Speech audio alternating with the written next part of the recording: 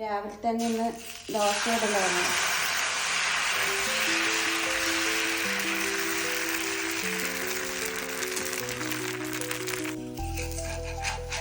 അപ്പം ദോശ റെഡി ആയിട്ടുണ്ട്.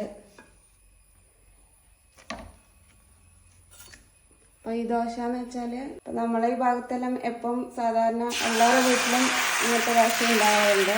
എന്നുവെച്ചാൽ പച്ചരിയും ചോറും അരച്ചിട്ടില്ല, സാധാ നാടൻ ദോശയാണ്.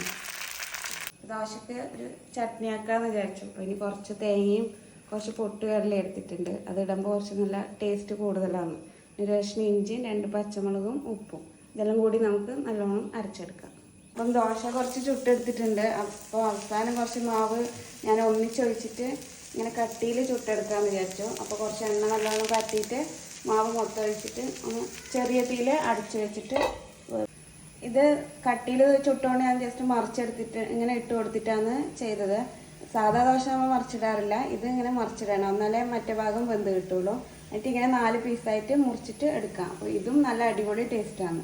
അപ്പം ചട്നി അരച്ച് വന്നിട്ടുണ്ട്. അതിലേക്ക് കുറച്ച് കറിവേപ്പില ഇട്ട് കൊടുക്കാം.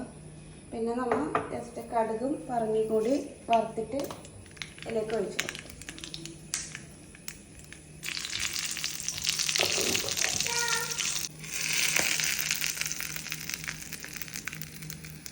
അപ്പം നമ്മളെല്ലാവരും കൂടി ചായ കുടിക്കുകയാണ്.